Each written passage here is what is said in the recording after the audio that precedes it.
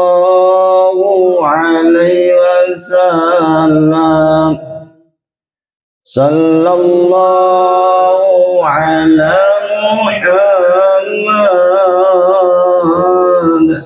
صلى الله عليه وسلم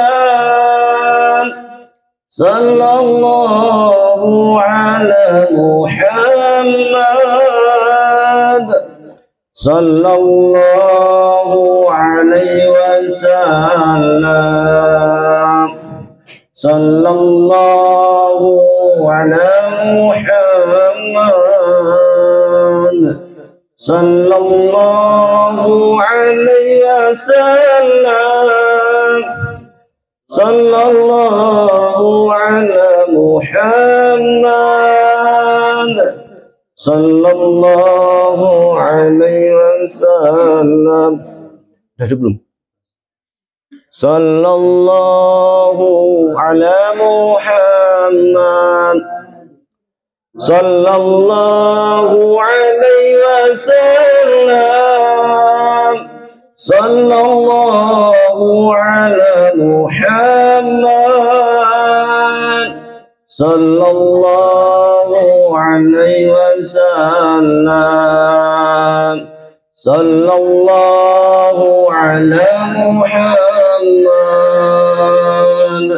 sallallahu alaihi wasallam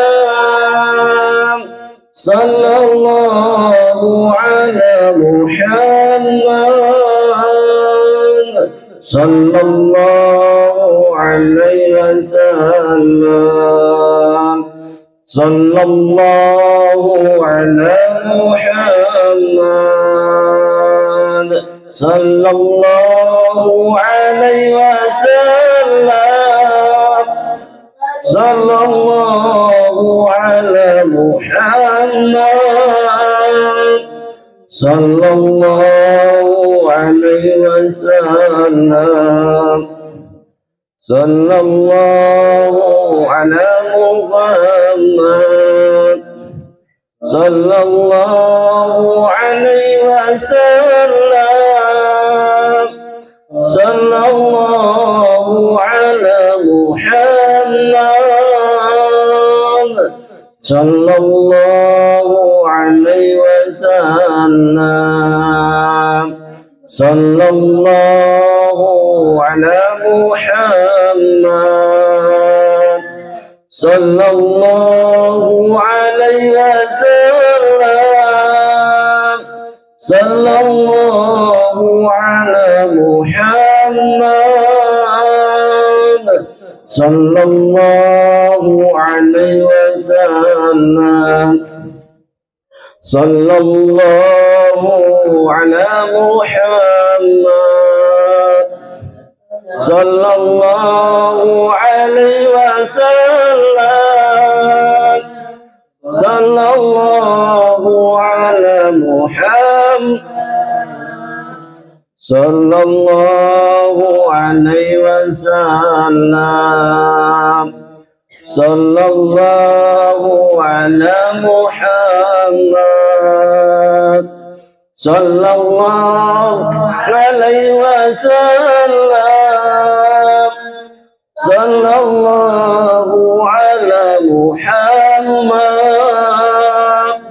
sallallahu alaihi wasallam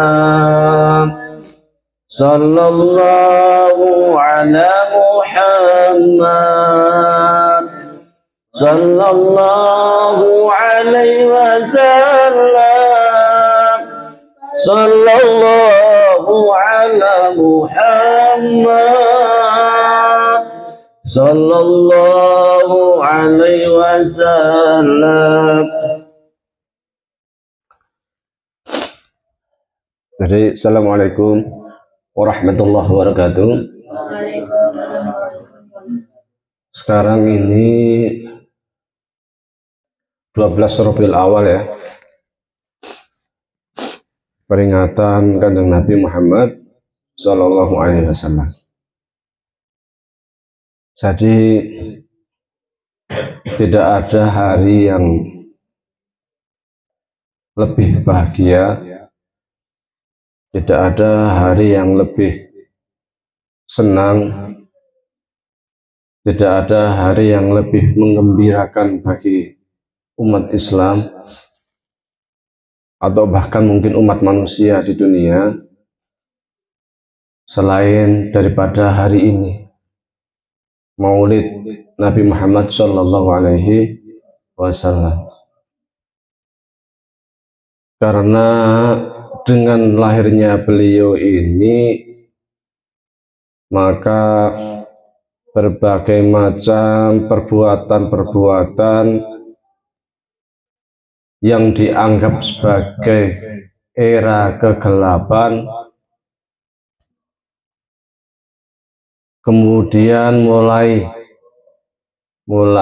kelahiran Nabi Muhammad, yang kemudian setelah 40 tahun diangkat menjadi Nabi, membawa cahaya Islam. Cahaya Islam itu yang menyelamatkan manusia dari kezaliman, dari kekafiran kepada keislaman. Maka sering kita mendengar kalau ceramah-ceramah itu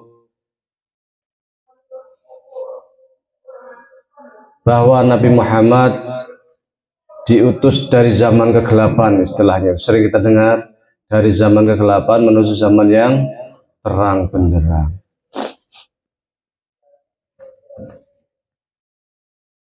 Sebelum Nabi Muhammad diutus, orang Arab sering disebut dengan istilah zaman jahiliyah. Istilah jahiliyah itu, jahil itu artinya bodoh. Jahil artinya bodoh.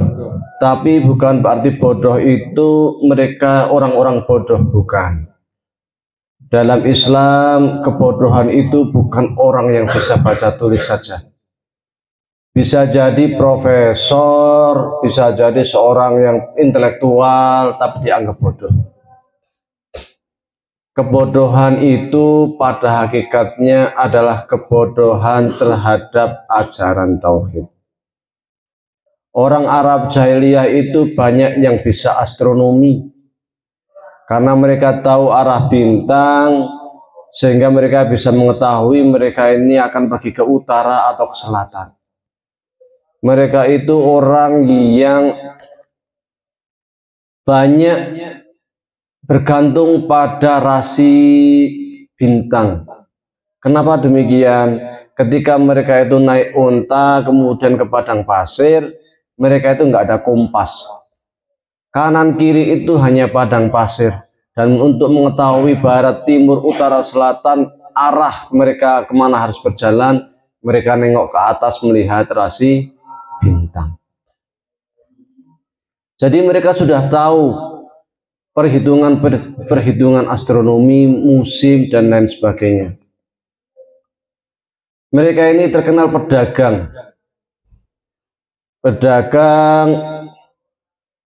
yang ke Yaman atau ke Suriah, ke Syam.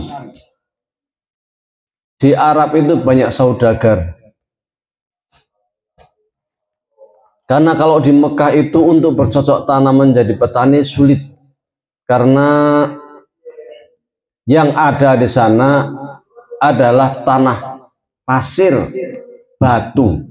Bukan tanah, pasir dan batu yang tak layak untuk ditanami apapun. Maka sarana mereka untuk hidup, mereka itu pergi ke Syam, pergi ke Yaman untuk berdagang.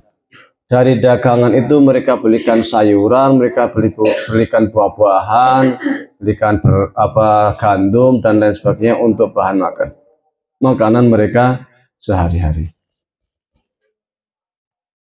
Jadi orang pedagang itu pasti pinter ngitung, pinter matematik. Ini duit berapa, kembalian berapa, ininya berapa. Apalagi mereka itu banyak miliarder.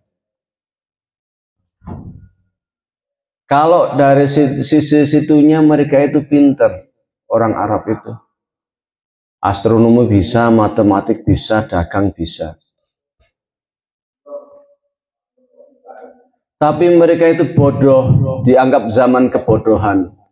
Jadi kebodohannya itu karena bodoh di bidang tauhid, karena tidak mengetahui la ilaha illallah. Mereka yang disembah bukan Allah Subhanahu wa ta'ala. Orang pinter itu orang yang mengenal tauhid, yang menyembah Allah Subhanahu wa ta'ala. Sepinter apapun, seprofesor apapun, karya tulisnya sebanyak apapun, kalau tidak menyembah Allah namanya bodoh. Karena tidak mengenal la ilaha illallah. Seperti orang Mekah, di mana mereka itu ya tahu dagang, ya tahu ekonomi, ya rumahnya bagus-bagus. Yang namanya Abu Sufyan itu saudagar besar, kaya raya luar biasa. Abu Jahal itu luar biasa, kaya raya luar biasa. Nggak mungkin ke orang kaya kok disebutnya Abu Jahal. Abu itu apa? Bapak. Jahal? Bodoh. Bapaknya yang bodoh. Bapaknya orang koplak. Wong pedagang kaya raya, saudagar, miliarder, kok disebut julukannya bapaknya orang koplak, orang bodoh. Kenapa? Karena tidak tahu dan tidak mengakui tauhid. Di sebagian orang Arab suka atau terbiasa berinteraksi dengan riba. Kalau ngutangi 10.000 maka bayarnya kembalikan harus 15.000. Ngutangin 1 juta bayarnya harus 1,5 juta. Ini namanya interaksi dengan riba, dan ini sudah hal yang sangat biasa di masanya. Sementara Islam mengharamkan riba. Kebodohan yang paling fatal yang terkait bukan dengan tauhid saja tetapi dengan interaksi manusia adalah sebagian suku Arab itu kalau punya anak perempuan merasa malu. Wa idzal mau'udatu su'ilat bi ayyi dzambin qutilat. Dan tatkala bapak-bapak mereka itu mengubur bayi perempuan yang hidup-hidup, maka kelak di hari kiamat akan dimintain pertanggungjawaban. Kenapa kamu mengubur anakmu hidup-hidup? Tradisi yang sangat mengerikan, punya anak perempuan dikubur hidup-hidup karena merasa malu kalau punya anak perempuan. Pengennya kalau punya anak laki-laki. Jadi inilah kondisi Arab sebelum Kanjeng Nabi Muhammad Shallallahu Alaihi Wasallam dilahirkan sampai Rasulullah Shallallahu Alaihi Wasallam diangkat menjadi Nabi umur 40 tahun. Mereka dianggap masyarakat jahil, bodoh. Di samping Ka'bah sekarang kini Ka'bah itu ada kisaran 500 berhala. Ada beberapa berhala besar yang namanya Hubal, yang namanya Lata, yang namanya Uzza. Berhala-berhala besar terbuat dari batu. Ada berhala-berhala kecil yang dari batu, yang dari kayu, dan lain sebagainya. Mereka ini menyembah Allah SWT, tapi juga menyembah patung. Menyembah Hubal, patung yang dinamakan Hubal, patung yang dinamakan Lata, dinamakan Uzza, Mana, dan lain sebagainya. Jadi setiap patung itu punya nama-nama sendiri, punya Tuhan-Tuhan sendiri. Makanya mereka disebut sebagai orang musyrik. Orang musyrik itu menyembah Allah tapi juga menyembah selain Allah. Kalau orang ateis, orang komunis tidak mengakui Tuhan, lebih fatal. Orang ateis itu lebih musyrik, bukan musyrik lagi, kafir, ingkar. Kalau musyrik itu masih ngakui Tuhan, cuma nyembah selain Allah, menduakan Allah, itu namanya musyrik. Jadi orang-orang jahiliyah ini kalau ditanya siapa pencipta langit bumi, secara jujur dari hati mereka yang paling dalam akan mengatakan yang menciptakan adalah Allah. Wala in sa'altahum man khalaqas samawati wal ard la yaqulunna Allah. Namun anehnya mereka menjadikan Tuhan sekedar simbol saja, Allah sekedar simbol saja, prakteknya mereka nyembah berhala. Jadi masyarakat jahil. Nabi Muhammad ketika lahir semua bergembira. Semua bergembira. Waktu menjelang kelahiran Nabi Muhammad ada peristiwa yang sangat besar yang sering disebut dengan peristiwa gajah. Tatkala Abraha, salah seorang gubernur Yaman yang merupakan bawahan Ethiopia, karena hendak menyenangkan hati raja Ethiopia, kemudian membangun gereja besar, namun tak laku karena orang Arab lebih suka ke Ka'bah untuk tawaf. Mereka musyrik, tapi tawaf juga itu. Tawaf karena tawaf itu sudah ada sejak masa Nabi Ibrahim. Mereka tetap tawaf, tetap haji, karena haji itu bagian dari ajaran Nabi Ibrahim. Tapi disalahkan, banyak amalan-amalan yang diselewengkan. Labbaik Allahumma labbaik tetap, tapi juga labbaik ya Lata, labbaik ya Uzza. Kami memenuhi panggilanmu ya Allah, tapi juga kami menemui panggilanmu wahai Lata, wahai Uzza, wahai Mana, dan lain sebagainya. Maka mereka itu musyrik. Ya mereka berhaji, karena syariat haji itu bukan syariat baru yang datang dari Nabi Muhammad, bukan. Syariat haji ini syariatnya Nabi Ibrahim. Orang Arab jahiliyah juga berhaji, juga bertawaf, tapi diselewengkan. Maka ketika Abraham membangun gereja, orang Arab tetap datang ke Ka'bah, maka kemudian inisiatif untuk menghancurkan Ka'bah. Namun orang Arab semua yakin, terutama kakeknya Nabi Muhammad yang bernama Abdul Muthalib, mereka yakin bahwasanya Ka'bah ini hanya milik Allah, maka Allah yang akan menyelamatkan Ka'bah. Maka tatkala Abraha datang ke Mekah, Abdul Muthalib meminta kepada penduduk Mekah, karena Abdul Muthalib ini termasuk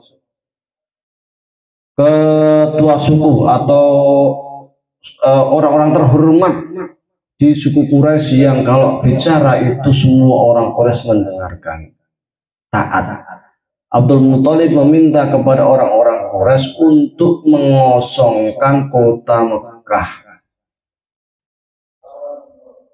Kenapa kok dikosongkan? Karena sudah feeling ketika ketika Abraha ini ingin menghancurkan Ka'bah, pasti Allah akan melakukan balasan. Jadi mereka juga percaya Allah tetap. Cuman tadi itu ada musyriknya tadi itu. Mereka yakin Ka'bah itu milik Allah.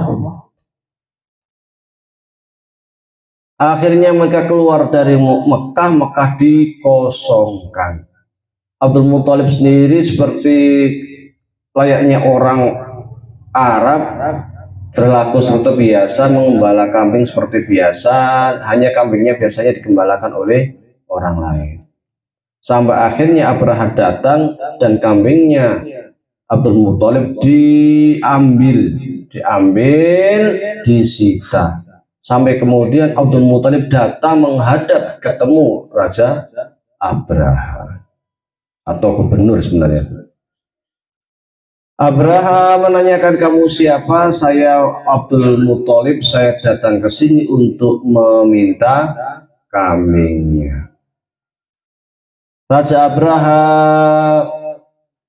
tertawa, mengejek, katanya orang Arab suka mengagungkan Ka'bah, namun ternyata ketika Ka'bahnya hendak dihancurkan, justru dibiarkan, malah pemimpinnya minta kambing.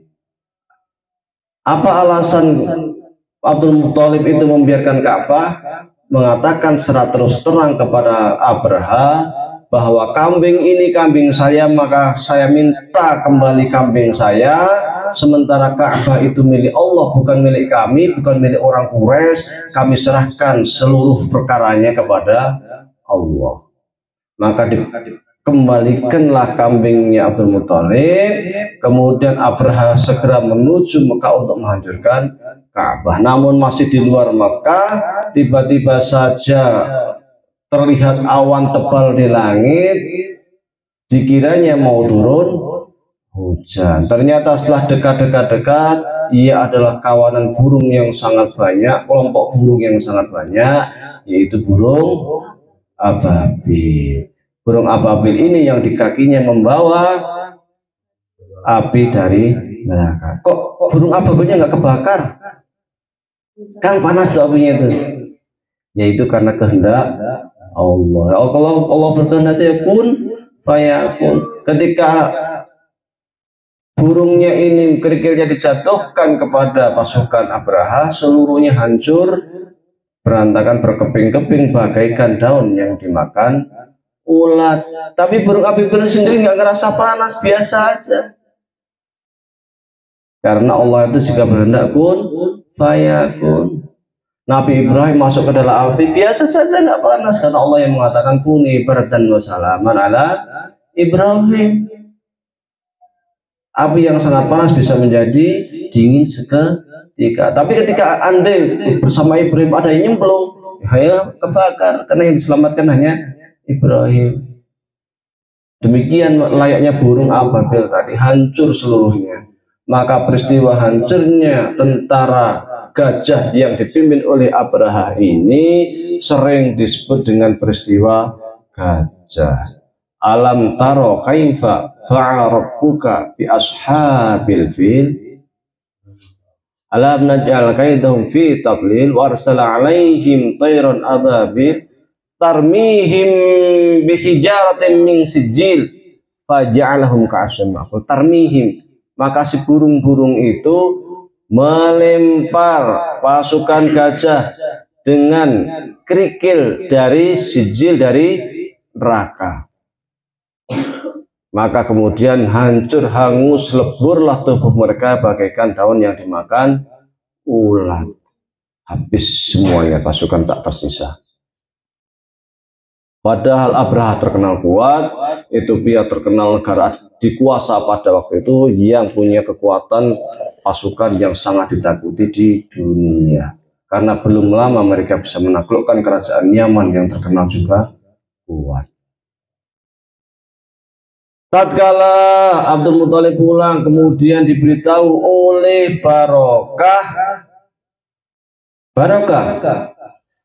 ini bukan pembantu istilahnya, itu jariahnya budaknya Abu Lahab. Dikasih tahu oleh Barokah kalau Aminah melahirkan kanjeng Nabi Muhammad, maka senangnya luar biasa, segera lari, segera pergi ke tempatnya Aminah. Aminah itu siapa? Menantunya. Abdul Muthalib punya anak namanya Abdullah. Abdullah punya istri namanya Aminah.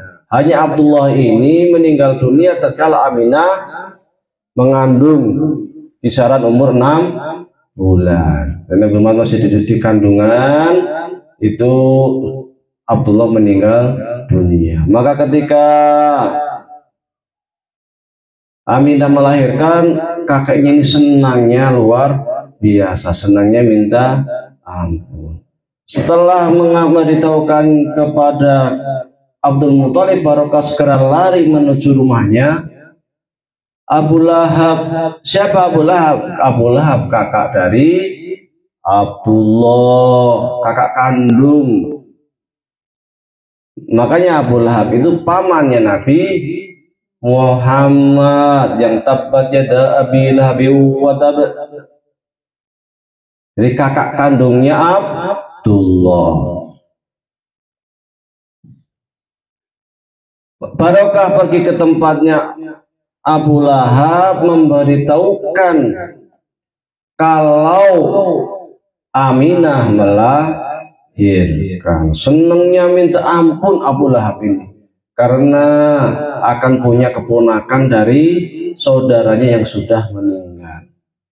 Senangnya minta ampun. Saking senangnya Barokah ini yang merupakan budaknya Abu Lahab dibebaskan. Langsung lari menuju rumahnya Aminah. Makanya waktu itu terjadi kapan? Hari Senin tanggal 12 Rabiul Awal. Maka setiap hari Senin karena senangnya dengan lahirnya Nabi Muhammad, azabnya, siksanya Abu Lahab diringankan. Kenapa? Karena senang. Makanya kita harus senang ketika lahirnya Nabi Muhammad. Abu Lahab yang kafir saja karena senang dengan kelahiran Kanjeng Nabi, tiap Senin azabnya diringankan. Masuk neraka. Tabbat yada Abi Lahab wa tab. Ya kan? Diabadikan dalam Al-Quran. Celaka Abu Lahab itu. Sama siapa? Sama istrinya, dua-duanya celaka. Pekerjaannya apa? Mereka itu bekerja jadi kayu bakar. Pekerjaannya Abu Lahab ini. Oleh Abdul Muthalib, bayi anak yang bentuknya itu sangat ganteng. Jadi dari lahir itu Nabi Muhammad itu sangat ganteng. Amar itu orang Mesir istilahnya. Qomar. Kalau orang Arab kalau melihat bayi lahir apalagi yang cerah itu bilangnya Qomar. Dulu waktu anak saya lahir Muhammad, ya Amar. Qomar. Maka jangan heran kemudian muncul syair-syair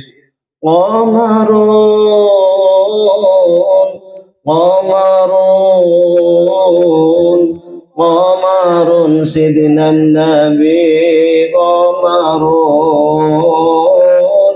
ya Jamil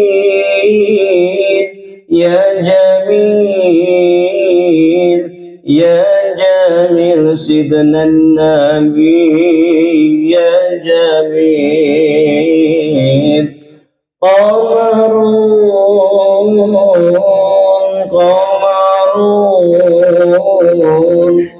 Qamarun sidna Nabi Qamarun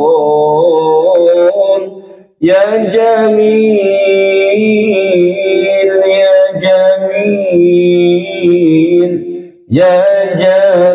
sidna Nabi ya Jamil. Ya. Musinya siapa ini? Hasan bin Sabit. Hasan bin Sabit siapa? Sahabat Nabi. Jadi yang ngarangin itu sahabat Nabi. Nah, kemudian ada orang yang bilang sholawatan bid'ah. Wah, ini nanti Hasan bin Sabit sahabat Nabi bid'ah. Nah, ini puisinya ini karya Hasan bin Sabit, sahabat Nabi. Maka Qomarun, jadi bayinya itu Nabi itu bercahaya. Apa ya? Orang lihat itu sangat menarik, ganteng banget itu. Jadi dari lahir itu sudah ganteng banget, imut. Maka oleh Abdul Muthalib langsung segera digendong, dibawa kemana? Dibawa tawaf. Setelah dibawa tawaf, kemudian di samping Ka'bah diberi nama Muhammad. Ngasih namanya di mana? Setelah tawaf di samping Ka'bah. Kenapa Abdul Muthalib memberi namanya Muhammad? Karena dia ingin yang namanya bayi ini mahmudun fil ardi wa mahmudun fis samai. Dipuji di langit oleh para malaikat dan dipuji di bumi oleh seluruh umat manusia. Nama Ahmad, nama Muhammad ini nama yang asing di dunia Arab. pada waktu itu. Orang Arab itu kasih nama Umar, Amru, Hamzah. Tapi Muhammad belum ada. Ini nama pertama orang Arab dikasih nama Muhammad. Abdul Muthalib dapat nama ini dari mana? Dari ilham Allah Subhanahu wa taala yang ngasih tahu melalui ilham. Karena nama Ahmad ini tertulis di Injil bahwa kelak nabi akhir zaman namanya Muhammad. Wa qala Isa bin Maryam ya bani Israil inni rasululaikum musaddiqan lima baina yadayya min at-taurat wa musaddiqan lima baina yadayya wa mubasysyiran bi rasulin ya'ti min ba'di ismuhu Ahmad. Nabi Isa mengatakan, saya diutus ini untuk membenarkan apa yang ada di Taurat dan ngasih tahu, memberitahu, memberi kabar gembira kepada kalian bahwa kelak di akhir zaman akan ada nabi terakhir yang turun yang namanya Ahmad. Loh, tadi namanya Muhammad, kok jadi Ahmad? Dalam sebuah hadis dikatakan nama Nabi Muhammad itu sangat banyak. Di antaranya adalah Ahmad, ana Muhammadu, ana Ahmad, wal ana al-Aqib, dan lain sebagainya. Jadi nama Nabi Muhammad itu banyak julukannya. Di antara Ahmad, Muhammad, Aqib, dan sebagainya. Toha, Yasin, Abu Qasim, ya, itu nama-nama Nabi Muhammad. Sejak Nabi Muhammad lahir sampai Nabi Muhammad diangkat menjadi Rasul umur 40 tahun, Nabi Muhammad tak pernah sekalipun menyembah berhala. Meskipun kanan kiri atas bawah pojok pojok semua menyembah berhala, tapi Nabi Muhammad tidak pernah menyembah berhala. Terus menyembah siapa? Menyembah Allah Subhanahu wa ta'ala. Dan memang di dunia Arab masih ada kelompok yang mereka itu tak mau menyembah berhala. Menyembahnya Allah, cuman mereka tak tahu cara ibadahnya. Mereka ingin ikut ajarannya Nabi Ibrahim, cuman tak tahu caranya bagaimana. Sampai ada yang mencari-cari. Di antaranya siapa? Muhammad, yang mencari kebenaran ajaran Ibrahim sampai ke Yaman, sampai kemana-mana. Yang kemudian pas mau pulang ke Mekah itu dirampok. Zaid bin Zaid, saya juga lupa namanya itu. Ini dia menyembah Allah sampai ke sana kemari nyari sisa-sisa ajaran Nabi Muhammad tuh kemana tuh nggak ketemu. Sampai kemudian ke Syam, di Syam ditunjukkan oleh seorang pendeta, kamu itu kalau mencari Allah cara nyembah sisa Nabi Ibrahim segera pulang. Kenapa? Segera pulang ke Mekah. Kenapa? Di Mekah ini sekarang itu sudah zamannya Nabi. Sudah ada nabi yang diutus di masa ini, segera pulang. Akhirnya dia pulang. Ternyata di jalan dia pulang pengennya ngapa? Ingin mencari kebenaran, pengen ketemu nabi. Ternyata di jalan dirampok, dibunuh. Meskipun dia belum sempat ketemu nabi, tapi orang ini si Zaid ini masuk surga karena sudah niatan. Nah, ini memang dari awal tuh ada sekelompok orang yang mereka ini orang-orang Hanifan, Hunafa, mengikuti millah ajaran Nabi Ibrahim, dan Nabi Muhammad termasuk dari mereka yang tak mau menyembah berhala. Sejak kecil hingga dewasa Nabi Muhammad ini terkenal dengan akhlaknya yang sangat baik. Orangnya jujur, dapat dipercaya, amanah. Maka Nabi Muhammad disenengin banyak orang. Orangnya supel, orangnya gampang gaul, dan diterima di semua kalangan. Orang kaya senang, orang miskin senang, semuanya senang kepada Nabi Muhammad karena orang itu baik, supel. Di kalangan Quraisy juga dibangga-banggakan. Makanya dia dijuluki dengan Al-Amin. Yang julukin siapa? Orang-orang Quraisy. Jadi kalau manggil Nabi Muhammad itu kadang manggilnya bukan Muhammad. Tanya siapa? Al-Amin. Pergi kemana? Pergi ke tempatnya Al-Amin. Mau main kemana? Main ke tempatnya Al-Amin. Karena dia saking baiknya, saking jujurnya. Sampai suatu kali peristiwa ketika terjadi bencana di Mekah, kemudian Ka'bah runtuh sebagian, kemudian diperbaiki. Setelah diperbaiki, orang Arab, suku-suku Arab pada rebutan ingin menjadi orang yang bisa meletakkan Hajar Aswad.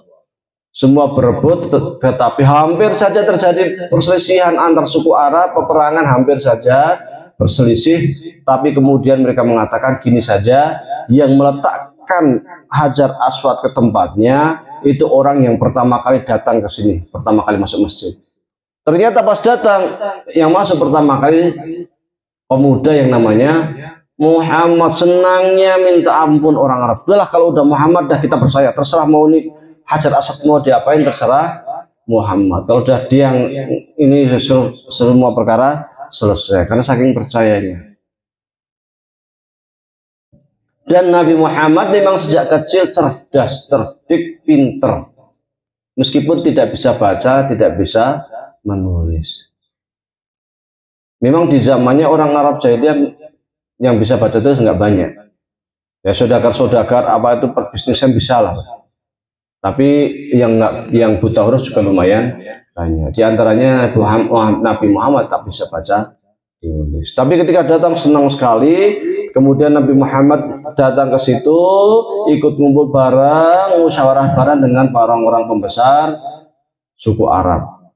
Kemudian mereka menyerahkan ini kita, Ka'bah sudah selesai direnovasi, tinggal meletakkan Hajar Aswad di tempatnya. Sekarang kita orang Quraisy, orang Arab lagi bingung siapa yang paling berhak untuk meletakkan Hajar Aswad, karena setiap suku merasa paling berhak. Sekarang saya serahkan kepada engkau wahai Muhammad untuk membuat keputusan. Akhirnya Nabi Muhammad meletakkan sorbannya. Orang Arab itu biasa pakai sorban kayak jilbaban, kayak sorban, copot sorbannya, taruh batunya, taruh di tengah-tengah sorban. Kemudian Nabi Muhammad memerintahkan kepada para pembesar Quraisy untuk memegang pojok-pojok sorban agar batunya itu didekatkan ke dekat Ka'bah, ke dekat tempat Hajar Aswad. Senangnya minta ampun para pembesar Quraisy. Kenapa senang? Karena semua merasa punya andil membawa Hajar Aswad mendekati Ka'bah. Meskipun nanti sampai di dekat Ka'bah, yang mengangkat memasukkan ke Hajar Aswad ke tempatnya adalah Nabi Muhammad. Tetapi dari tempat yang jauh sampai ke Ka'bahnya itu gotong bareng-bareng, semuanya merasa bangga, semua merasa senang. Akhirnya Ka'bah jadi dan tidak terjadi pertikaian di antara kaum Arab, suku Arab, karena merasa punya andil mereka di dalam meletakkan Hajar Aswad ke dalam tempatnya. Nabi Muhammad sejak kecil juga mandiri, ya sejak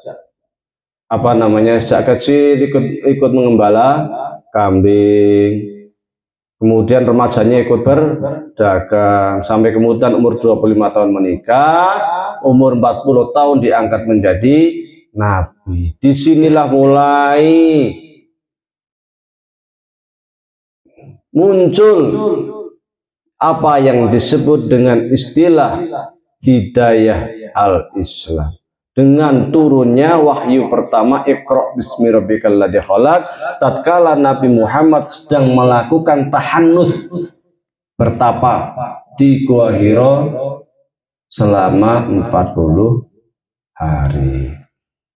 Setiap hari Nabi Muhammad ketika umur 40 tahun pergi ke Gua Hira, merenungkan kok orang Arab kok kayak gitu ya, nyembah berhala, masyarakatnya kayak gitu, kondisi sosialnya kayak gitu. Kenapa? Jadi dia itu mengasingkan diri, ingin menenangkan jiwa lah, menyendiri, bertapa di Gua Hira.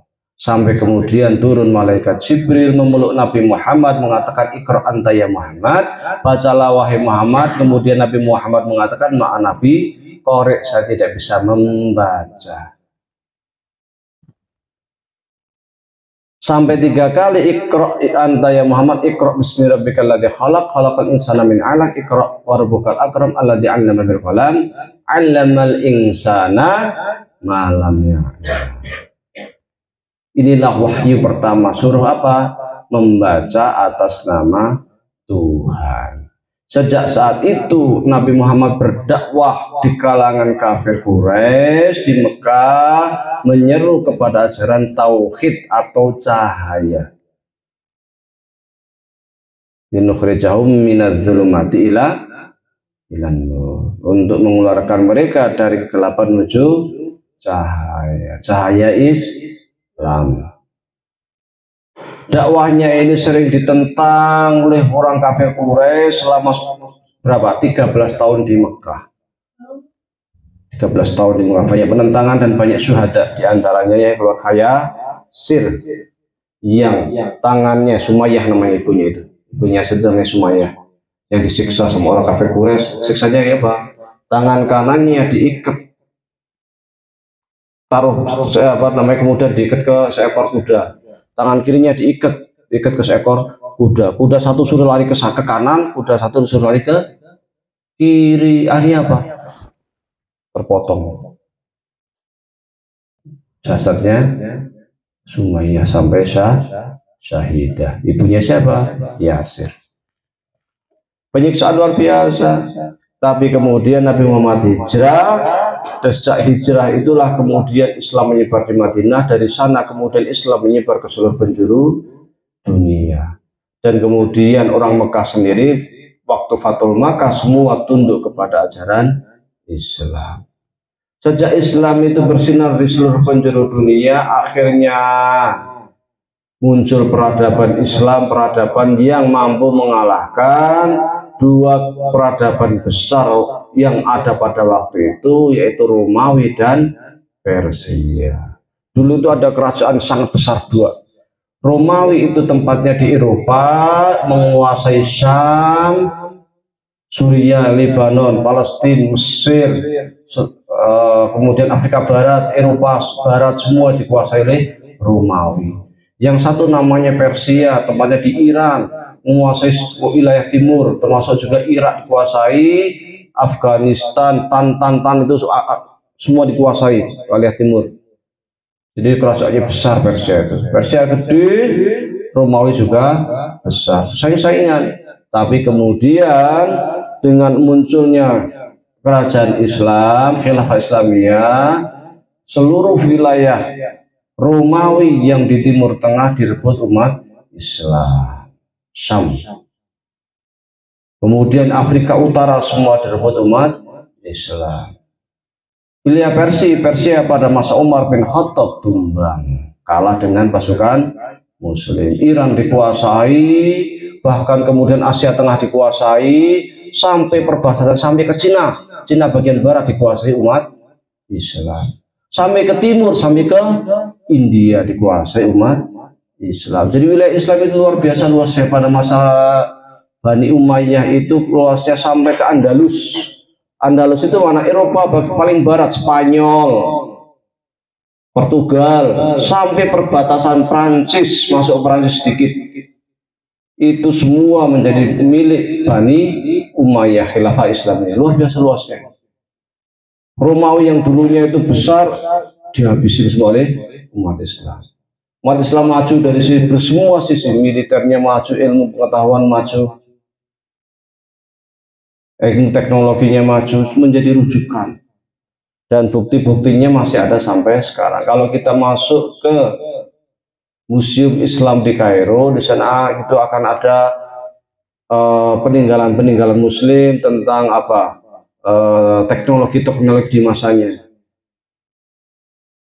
Tentang alat-alat astronominya, alat-alat perhitungannya, macam-macam. Itu di antara peninggalan-peninggalan umat Islam. Ada global. Global itu umat Islam dari tempat. Global peninggalan, macam-macam. Itu ada di Museum Islam di Kairo. Kita bisa menyaksikan tentang kemajuan umat Islam. Dan di tempat ibu kota yang besar, selalu ada yang namanya tempat penelitian untuk astronomi. Semacam NASA-nya zaman sekarang. Di Kairo ada, Asfahan ada, Baghdad, apalagi Baghdad. Jadi kota-kota besar itu selalu ada tempat khusus untuk penelitian astronomi. Rumah sakit, samping rumah sakit itu selalu ada yang namanya laboratorium. Tempat aula di mana-mana. Sistem pendidikan sudah modern, modelnya sudah seperti universitas. Anda tahu ketika kita wisuda S1 pakai toga, pakai apa baju itu khusus dia.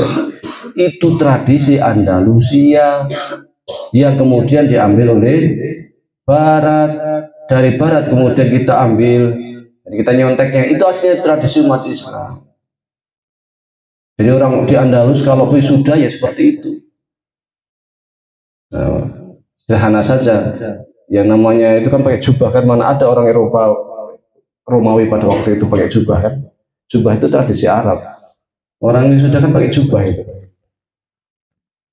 Hakim pun pakai jubah ya. Nah, kalau pengadilan itu, nah, orang Eropa, orang Romawi mana ada, orang Persia pengadilannya pakai jubah.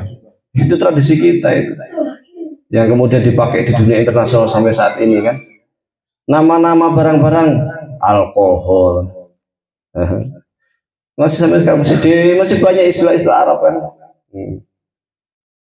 Jadi ilmu pengetahuan maju pesat sampai sekarang masih banyak pengaruh yang menemukan ilmu dirgantara umat Islam, yang menemukan peredaran darah umat Islam, yang menggunakan teknologi bedah pertama umat Islam, cara jahit kulit supaya kulitnya ini, benangnya ini bisa menyatu ke kulit umat Islam. Banyak sekali sumbangan kita dalam bidang kedokteran, dalam bidang astronomi, ilmu optik, sehingga kita bisa punya komputer saat ini, kamera dan sebagainya. Itu yang pertama kali meletakkan umat Islam.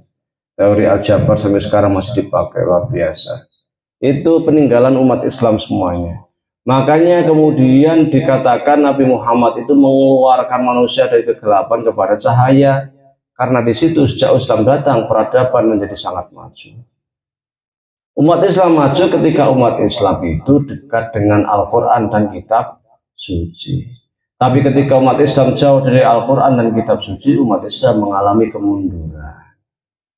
Maka ketika umat Islam mundur dan ingin kembali kepada kejayaan, maka salah satu sarana terpenting yang harus dilakukan adalah kembali membuka kitab suci dan sunnah Rasulullah SAW.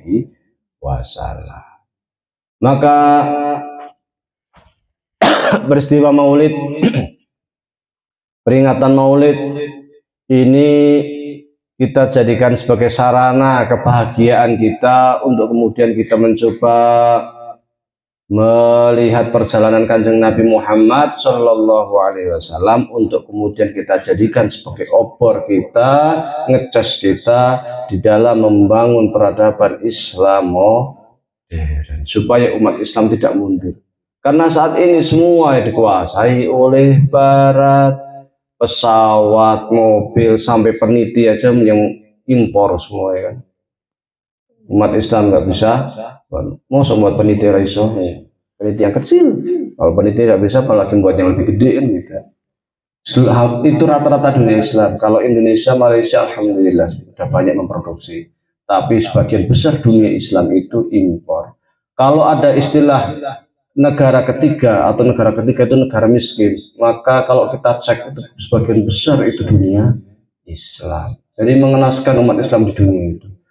Di Yaman repot apa repot, ribut soal politik perang saudara. Di Syam, Suriah, alhamdulillah sekarang sudah reda.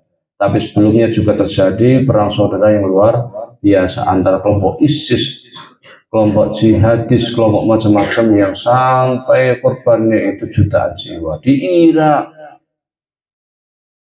belum lagi serangan-serangan dari Barat ke dunia Islam. Islam mempunyai ketakutan-ketakutan luar biasa terhadap umat Islam. Di Taliban, di Afghanistan dihabisin. Kenapa orang Barat takut Islam? Karena melihat sejarah. Umat Islam itu kalau sudah niat, sudah kembali ke Al-Quran Sunnah akan seperti dulu. bisa ekspansi menghancurkan kerajaan Persia dan Romawi dalam waktu yang tidak lama. Padahal umat Islam mulai kerajaan dari nol, belum ada kerajaan di dunia Arab, belum ada pemerintahan di dunia Arab di Mekah Madinah itu belum ada sebelumnya. Kalau di Yaman sudah ada, tapi di Mekah Madinah itu belum pernah ada kerajaan.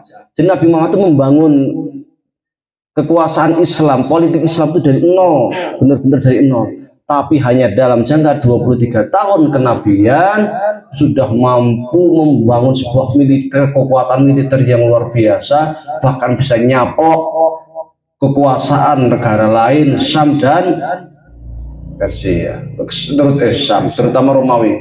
Wilayah Romawi baik dicaplok oleh umat Islam hanya dalam 23 tahun, cepat sekali. Luar biasa. Maka Nabi Muhammad sering ditempatkan sebagai manusia paling berpengaruh di dunia, nomor 1. Dan yang membuat urutan ini bukan umat Islam, tapi orang Barat sendiri. Karena mereka melihat nggak ada di dunia ini seorang tokoh dalam dunia dalam kurun 23 tahun mampu membuat sebuah kekuatan besar luar biasa adikuasa dari nol. Nah, dari nol. Kekuatan politik, ekonomi, sosial, budaya, revolusi. Maka sering disebut revolusi Islam itu. Tidak ada yang seperti punya kemampuan kejeniusan seperti itu selain Nabi Muhammad SAW. Sangat jenius. Maka tidak salah ketika orang Barat menempatkan beliau itu nomor 1 di antara urutan manusia yang paling berpengaruh di dunia. Maka kita bangga dengan Nabi Muhammad dan kelahiran Nabi Muhammad. Sementara ada orang yang melakukan puji-pujian, silahkan. Ini ada Majmu'atul Maulid yang biasa dibaca oleh rekan-rekan kita, saudara-saudara kita, ada Barzanji, Ajan Tiba dan sebagainya. Isinya itu puji-pujian kepada Kanjeng Nabi Muhammad SAW. Ini sastra untuk senengnya, karena senengnya kan dengan datangnya Nabi Muhammad, maka dibuatlah puji-pujian. Itu biasa orang Arab kok memuji, itu biasa, sangat biasa.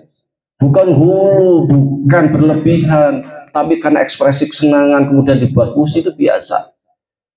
Di Mesir bisa dicari di YouTube.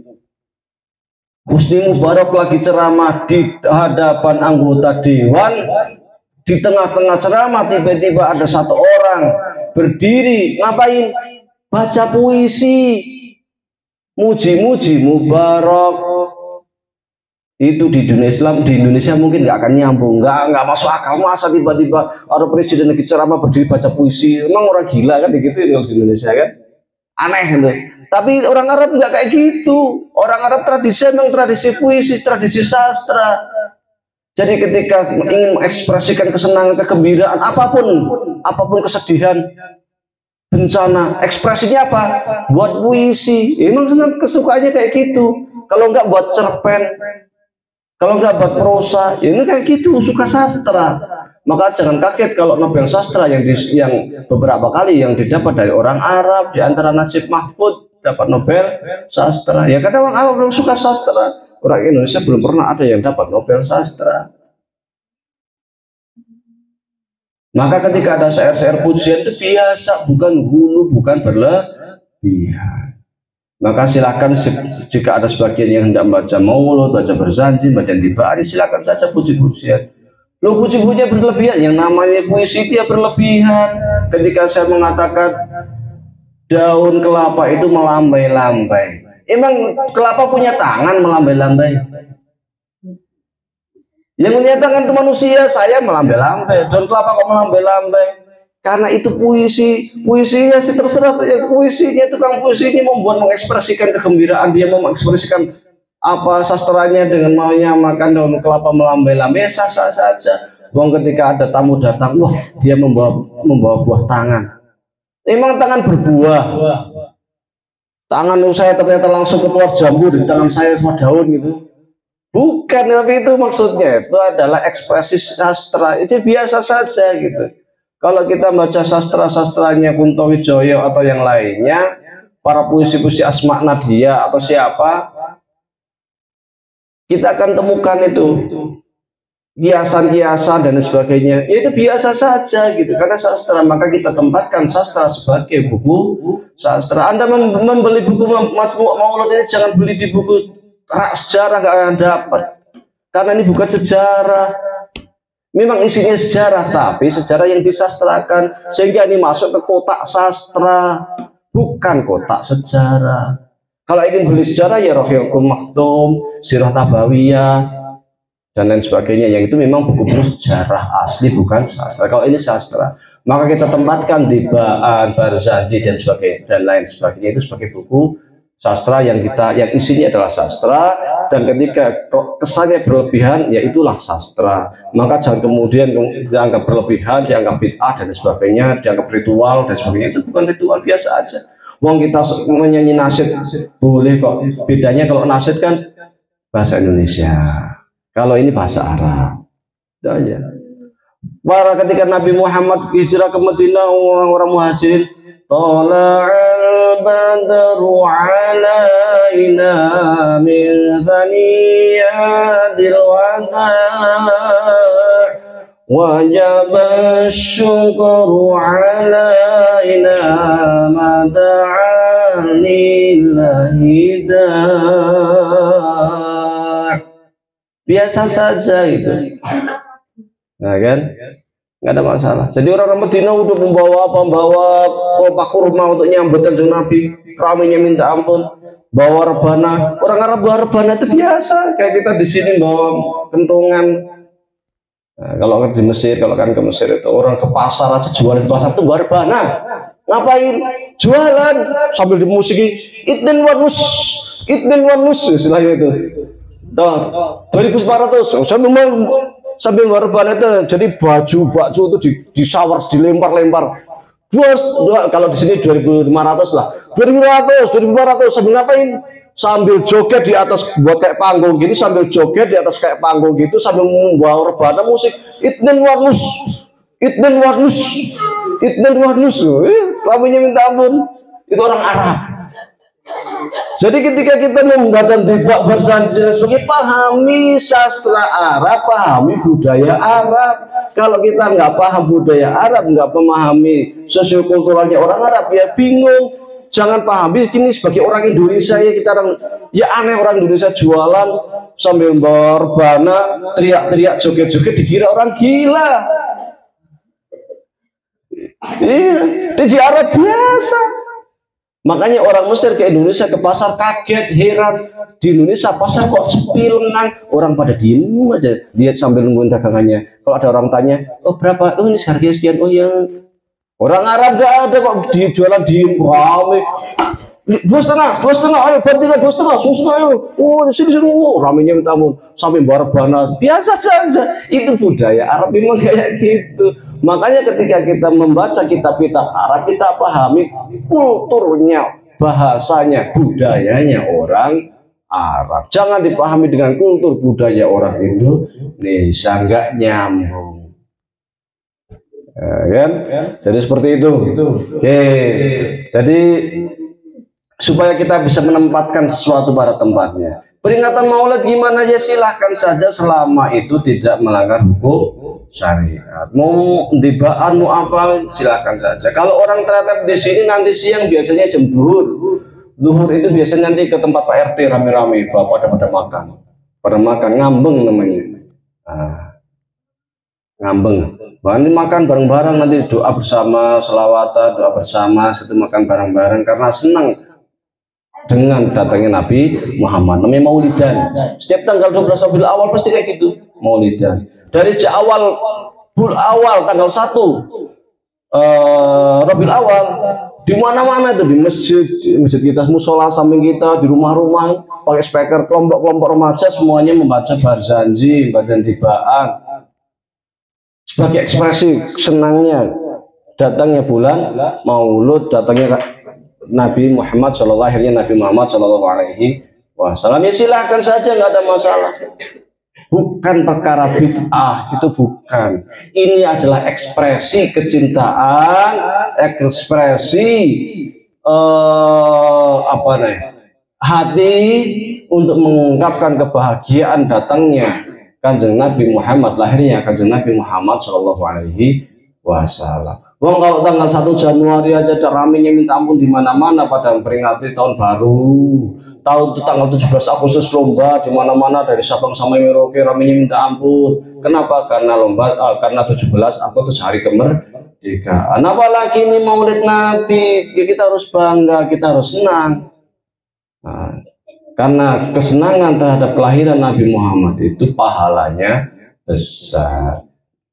Abu Lahab sendiri diringankan azabnya setiap hari Senin karena hanya gara-gara dia senang ketika Nabi Muhammad lahir. Padahal dia kafir musyrik, udah nggak mau ikut Nabi Muhammad. Tapi gara-gara senang saja, senang Nabi Muhammad lahir. Maka ketika bulan Maulid orang rame-rame baca tibaan, baca barzanji, baca macam-macam di masjid, di musola, di mana-mana karena ekspresi senangnya. Kemudian nanti jam 12 orang tretet pada ngambang di tempat di RT-nya masing-masing karena kegembiraannya dengan Maulid Nabi, ya silahkan, itu bentuk ekspresi kesenangan, kebahagiaan, tidak ada masalah dan bukan perkara bid'ah. Nah, maka kita juga perbanyak sholawat supaya mendapatkan syafaat dari Allah Subhanahu Wa Taala dan sebagai wujud ekspresi kita kepada Kanjeng Nabi. Oke, sebelum tutup mari kita sholawat sekali lagi. Sholawat sih. Sallallahu ala Muhammad, sallallahu alaihi wasallam, sallallahu ala Muhammad, sallallahu alaihi wasallam, sallallahu ala Muhammad, sallallahu alaihi wasallam, sallallahu ala Muhammad, sallallahu alaihi wasallam, sallallahu ala Muhammad, sallallahu alaihi wasallam, sallallahu ala Muhammad, sallallahu alaihi wasallam, sallallahu ala Muhammad, sallallahu alaihi wasallam, sallallahu ala Muhammad, sallallahu alaihi wasallam, sallallahu ala Muhammad, sallallahu alaihi wasallam, sallallahu ala Muhammad, sallallahu alaihi wasallam, sallallahu ala Muhammad, sallallahu alaihi wasallam, sallallahu ala Muhammad, sallallahu alaihi wasallam. Assalamualaikum warahmatullahi wabarakatuh.